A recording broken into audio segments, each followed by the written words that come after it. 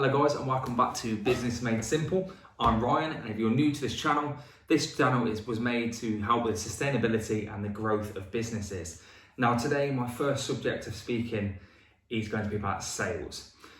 Now sales is a massively large, it can be broken down to many fundamentals and many sort of attributes to have a good sale. To be a good salesman or a saleswoman, it can be broken down to so many factors. I literally sat down today and tried to think of the main fundamentals of sales and what kind of things you need to look at when trying to sell a product or just thinking about selling a product.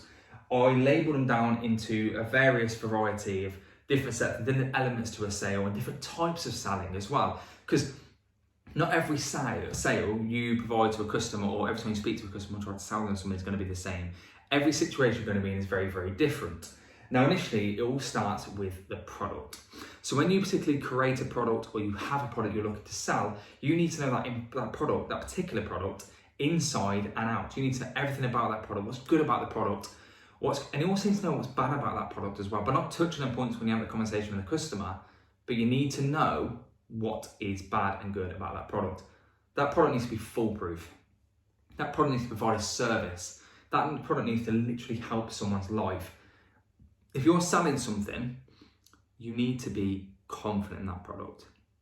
The product itself needs to, in essence, sell itself, and you're just a bystander showing that customer why they need it, how they're going to use it, and what's it good for. How is that going to solve a problem in someone's life? Selling something is predominantly providing a product and providing a service that makes someone's life easier. That's been the main cause of why they buy that particular product. I looked at different types of sales, and with sales there is predominantly a lot of different sets as I've just previously stated. There is things called transactional selling. Now that's predominantly where people will literally just put numbers. So they have a bar chart and their particular product, and all they're looking to do is sell. So their service will be quantity over quality. There's different types of sales that can provide more quality, but this particular service or this particular sale type is literally just hitting their numbers. You just want to see that bar chart rise and rise and rise. Your business make loads and loads and loads and loads of money, consistent what it does, always bumping figures and always hitting them targets. This particular type of sale can work for a lot of businesses, and it's proven out there. There's many businesses that focus predominantly on transactional selling, just making big numbers and hitting them big figures. The other thing I looked at, to be fair, was that's on the selling as well, looking at that as well, is about pile high, sell cheap. So a particular product, you can literally make it look like the world, but just sell it really cheap. So it just looks like a good gimmick and a good quick fix to a particular problem that a customer may be having. The other thing I look at was product selling. Now this literally is just solely explaining how good the product is, talking about the product and letting the product sell itself. Or like I said, in this particular selling, you literally the product sells itself, but you're kind of like, in essence, I'm going to put it in a really derogatory way, but you're the pusher. So you're showing the product, you're explaining the product, and the product should be that foolproof in this particular selling that it just kind of sells itself. This selling is kind of used initially, to be fair, if someone's go around a showroom or go around a retail establishment, that product should literally provide that service that customer needs, and it should just sell itself. They may ask a few questions about the product, and like I said, for initially the first step, you should know everything about that product, and you should be foolproof and answering every single question they have really fluently, and basically the product should sell itself. Now, there's another type of sale I looked at as well, which is orientated selling, which initially you're looking, when you're selling that product, you're asking questions. You're trying to tick every box. So you can ask questions that are quite personal to someone. And with that question, you go on to your next question. So say, for example, you were selling something really sort of like household and domestic. So you were selling, for example, a toaster. What are you going to be using that product for then? Okay, brilliant. You're going to need a kettle. And you sell it by asking questions, and probing open questions will initially lead you on to them add-on sales.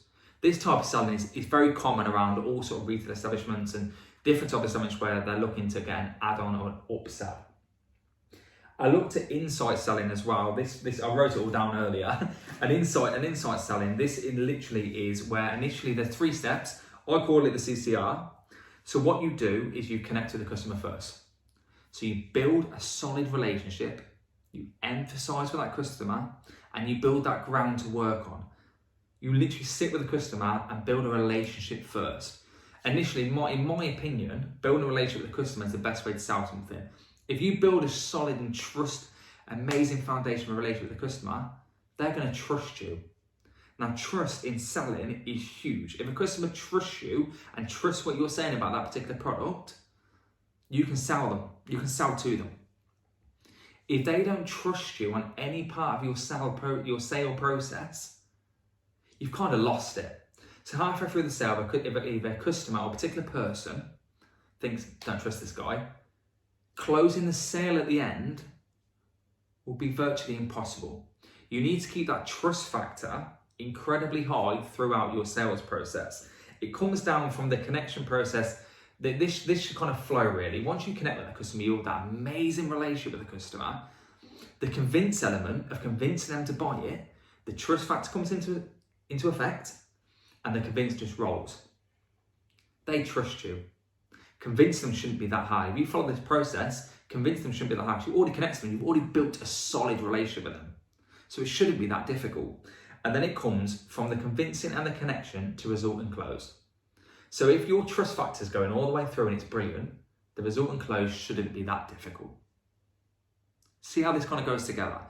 If a customer trusts you, they'll buy from you. It's as simple as that. Through all these selling techniques, if a customer trusts you, they will buy from you. I looked at also about social selling. Now this comes to call it marketplace online, more of a virtual sale process where they speak to you through maybe an IM or a messenger sort of platform. That's sort of like social selling. So you can sell through like a lot of social platforms. From then you try to push the virtual sale onto a face-to-face sale. And that's where the trust starts. So you could speak to them on an IM or a messenger about something you're selling, how amazing that product is. But they don't see you, the trust factor isn't there. So you try to push that, in essence, to a virtual sale. And then if from these, if whatever one you use, like I said, primarily, the closure and the close of the sale is the most probably biggest factor. Now I'll touch on closure in a future video, but the closure is the last element. So the product, the particular sales technique you're using, and the closure. If these will have trust in them and you trust your product, the customer trusts you, then the closure will be a walk in the park. You need trust with the customer and the customer needs to trust you. You need to know your product. You need to trust your product. You need to know everything about your product you're trying to sell. Then from there, you use your sales technique depending on how you're selling to a customer, whether that's social selling, whether that's oriental selling, whether that's product selling. From then, the trust comes in. The relationship builds up. I'll touch on a lot of these points in more detail in future videos, but this is just like an oversight of different selling techniques and how sales and different types of sales are used to close a deal.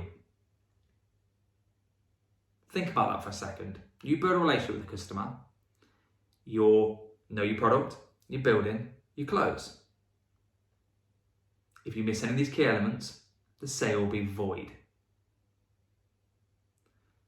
Thank you for watching today. I hope that I've taught you something or you can use one of these tips and tricks in your future business. And I really appreciate you guys if you could just like and subscribe. And these videos will keep coming. This is a part 1 of sales.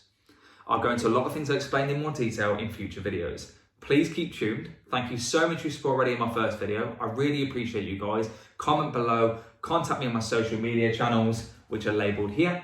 And there'll also be comment in the description box below. Thank you so much for watching and take care, guys.